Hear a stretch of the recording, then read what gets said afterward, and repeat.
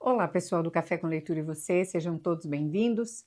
Vamos dar sequência ao livro De Todo o Coração. O que é redenção? A fim de entender tanto o senhorio de Deus quanto nossa condição de servos, ou melhor, escravos, é preciso estabelecer um fundamento. O que é redenção? Para muitos cristãos, redenção é igual a perdão de pecados ou salvação. O significado, contudo, vai muito além. Redenção quer dizer resgate ou remissão. Nas Escrituras, a palavra está relacionada ao conceito de readquirir uma propriedade perdida. Vamos dar um passo atrás. Já vimos que, além de estabelecer verdades no Novo Testamento, Deus determinou que elas fossem ilustradas no Antigo Testamento.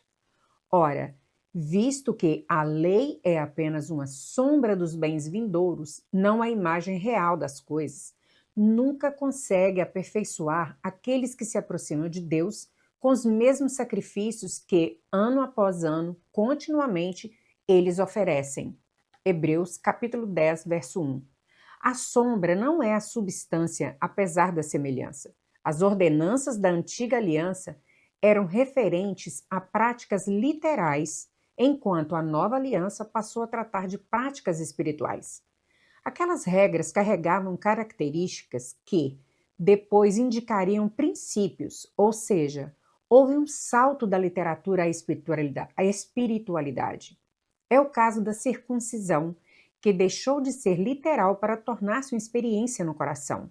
Romanos capítulo 2, verso 28 e 29. A serpente que Moisés levantou no deserto figurou uma obra futura, Cristo na cruz, João 3,14, decretando salvação a todo homem que olha o sacrifício e crê nele. Assim também outros pontos da lei, como aqueles que envolviam comida, bebida e dias de festa, na nova aliança, começaram a ser vistos não mais como regras exteriores, cuja desobediência acarretaria julgamento em tribunal humano, mas como uma revelação de conceitos espirituais. Leia mais uma vez. Portanto, que ninguém julgue vocês por causa de comida e bebida, ou dia de festa, ou lua nova, ou sábados, porque tudo isso tem sido sombras das coisas que haviam de vir. Porém, o corpo é de Cristo. Colossenses 2, 16 e 17. Também foi assim com o sacrifício de cordeiros que os israelitas repetiram em várias cerimônias. Nos tempos de Jesus neste mundo, João Batista apontou para o Mestre e disse: Eis o Cordeiro de Deus que tira o pecado do mundo. João 1:29. O apóstolo Paulo fez coro ao referir-se a Cristo como nosso Cordeiro Pascual, 1 Coríntios 5:7. Aquele sacrifício de animal inocente, repetido por centenas e centenas de anos, tinha por objetivo fazer com que o povo de Deus entendesse uma figura revelada posteriormente. O sacrifício do Filho do Homem, de uma vez por todas, em lugar de toda a humanidade. Em suma, Deus permitiu que seu povo vivesse por um tempo o que ele próprio executaria futuramente. É dessa forma que devemos olhar para a lei da redenção no Antigo Testamento, como uma prévia incompleta, porém esclarecedora do que Deus faria pelo homem. Então vamos a ela. O livro de Ruth mostra Boaz resgatando, redimindo as propriedades de Noemi. Como homem de posses, dispunha de condições e também do direito de agir como resgatador em favor de sua parente em necessidade, e o fez ao readquirir uma terra que outrora fora de Noemi, mas acabara vendida em tempos de crise. A regra mosaica era que toda dívida devia ser paga. Se um indivíduo não tivesse recursos para honrar o compromisso assumido, então deveria dar seus bens em pagamento. Se não fosse o suficiente, que entregasse suas terras. Se ainda não bastasse para a quitação, o próprio indivíduo e às vezes até sua família deveriam tornar-se o embolso, ou seja, passaria a ser escravo do credor. Em 2 Reis 4, encontramos uma história paralela. A Bíblia fala de uma mulher viúva cujos filhos seriam levados como escravos caso a dívida da família não fosse quitada. Uma boa imagem de como funcionava a negociação na época. Só havia uma forma de fugir da escravidão: se um redentor pagasse a dívida conforme os termos da lei de Moisés.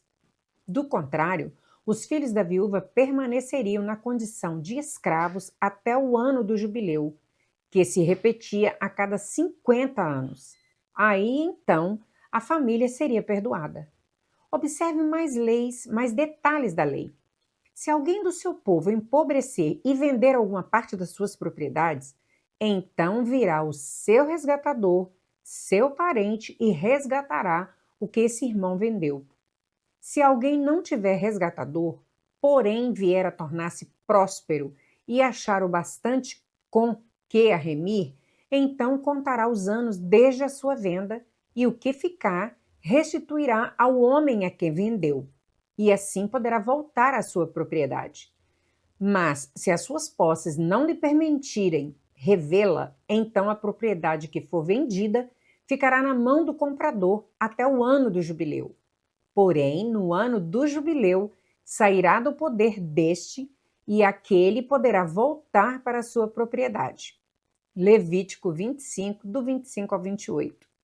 A redenção era o pagamento da dívida feito por um parente próximo. Como explicita a própria definição do termo, redenção era readquirir o que se perdera, quer fosse uma propriedade, quer fosse a liberdade do familiar. Aqui mora o segredo. O redentor pagava pelo redimido e, portanto, ganhava os direitos de dono. Vou reformular para clarear mais. Se eu me tornasse escravo por causa de uma dívida e um parente me resgatasse, eu não deveria de ser escravo, apenas mudaria de amo. Eu passaria então a ser escravo do meu familiar, já que ele me comprara literalmente. E qual seria o proveito então? De que adianta ficar livre de um e passar a ser escravo do outro? A diferença está no redentor. O novo dono pagava a dívida por amor e não por motivos comerciais, já que um escravo normalmente não valia tanto. O mesmo amor pautava a relação do dono para com seu novo escravo. Ele o tratava com brandura, com misericórdia. Assim fica evidente a intenção de Deus ao regulamentar a escravidão.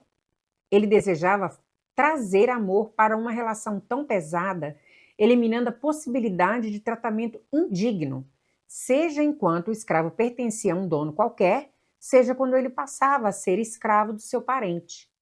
Toda dívida devia ser paga, mas os termos do acordo eram misericordiosos, ainda mais nas situações em que aparecia a figura do parente redentor. E é claro, o Senhor não falava apenas aquele tempo. Ele apontava simbolicamente para o Redentor de nossa alma. Ah, que profecia sobre o que estava por vir, o que Cristo fez por nós. Oro para que você não passe daqui sem ser fatalmente impactado pela compreensão daquilo que Jesus Cristo, o Redentor, fez por nós. Ele não apenas perdoou nossos pecados, mas comprou-nos para Deus. E o preço foi alto, sua morte na cruz. Porque foste morto e com teu sangue compraste para Deus os que procedem de toda tribo, língua, povo e nação, e para o nosso Deus os constituíste reino e sacerdotes, e eles reinarão sobre a terra. Apocalipse 5, parte B, do versículo 9 e 10. O homem tornou-se escravo de Satanás quando se rendeu ao pecado no jardim do Éden. A Bíblia declara que aquele que é vencido fica escravo do vencedor. 2 Pedro 2,19. E foi exatamente isso que sucedeu ao primeiro casal. Eles foram separados da glória de Deus e perdeu a filiação divina. Adão fora chamado filho de Deus, em Lucas 3,38. Mas a condição não se manteve após a queda. Jesus veio ao mundo como filho unigênito de Deus. Depois de seu sacrifício, passou a ser o primogênito entre muitos irmãos. Romanos 8,29. O que se aprende? Por meio de seu único filho, o Pai Celeste pode voltar aos planos de ter outros filhos. O ponto é que Jesus foi filho único por um bom tempo, de Adão até a obra da cruz. Nesse período, a humanidade viveu em completa perda da filiação divina. Se o homem não era de Deus, era de quem? Do diabo? E não se trata de fatalismo, mas de direito. Por causa do pecado, o diabo teve liberdade para assenhorar-se tanto do homem como, em consequência, também da terra, porque ela havia sido dada ao homem. Salmos 115, 16. No episódio da tentação no deserto, Satanás chegou a provocar Jesus com essas palavras: Eu lhe darei todo este poder e a glória destes reinos, porque isso me foi entregue e posso dar a quem eu quiser. Lucas 4, 6. E Cristo não as refutou nem declarou serem mentirosas. E o ciclo se fecha voltando ao contexto de dívida do Antigo Testamento. O homem e tudo aquilo que lhe pertencia passavam a ser de seu credor. Com poucos tijolos, levantamos a verdade de que, por nascer em pecado, o homem é invariavelmente escravo de Satanás. Ou seja, não nos tornamos devedores, já nascemos assim, sob o domínio de um credor maligno. Ao invés de filho de Deus, filhos do diabo. Isso vem desde os pais da humanidade, que simplesmente reproduziram aquilo que se tornaram no ato do pecado original: escravos. E a escravidão passou a toda a humanidade. No primeiro capítulo de Gênesis, observamos Deus avalizar a reprodução segundo a própria espécie, de modo que é incoerente classificar diferente qualquer filho de Adão. Somos todos escravos. O determinismo, contudo, é vencido pela redenção. Glória a Deus!